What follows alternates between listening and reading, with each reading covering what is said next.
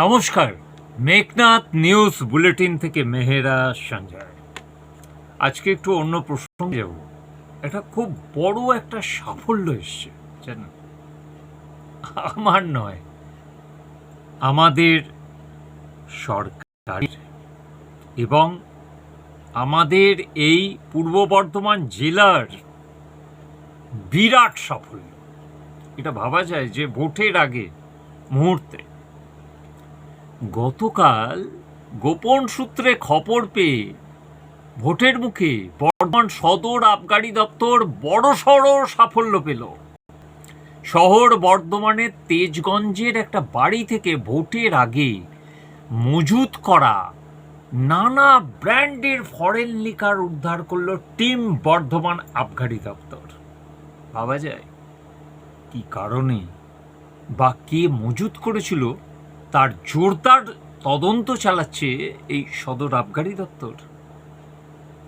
আনুমানিক 15 লক্ষ টাকার মতো মদ উদ্ধার করেছে পূর্ব বর্ধমানের জেলা শহর বর্ধমানের তেজগঞ্জ থেকে। ভাবা যায় আশেপাশের এলাকার যেসব স্বীকৃত ওয়াইন শপের দোকান আছে তাদের ওপরও তীক্ষ্ণ নজরদারি চলছে বলে ওয়াকিবহাল মহল সূত্রে জানা গেছে।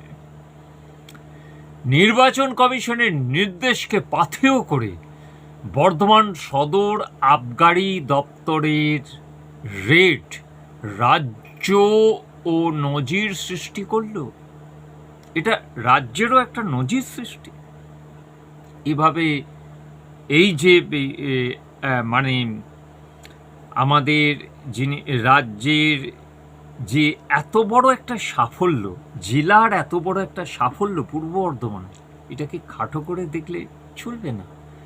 স্যালুট সেই সব আবগারি অফিসারদের, কর্মীদের যারা এই নেতৃত্বের অভিযানে ছিলেন।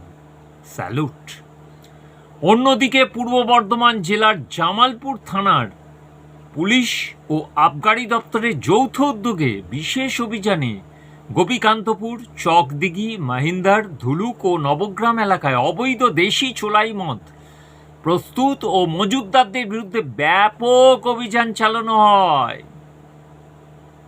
অভিযানে প্রায় 85 লিটার দেশীয় চোলাই মদ এবং আনুমানিক 420 লিটার মদ প্রস্তুতির কাঁচামাল উদ্ধার করে তা নষ্ট করা হয়েছে। স্বচ্ছ নির্বাচন, শান্তিপূর্ণ নির্বাচন, মানুষের নিরাপত্তা, এই ব্রততেই পূর্ব বর্ধমান জেলা পুলিশ প্রশাসন ও আবগারি দপ্তর সংকল্প গ্রহণ করেছেন। ধন্যবাদ সকলকে এবং স্যালুট।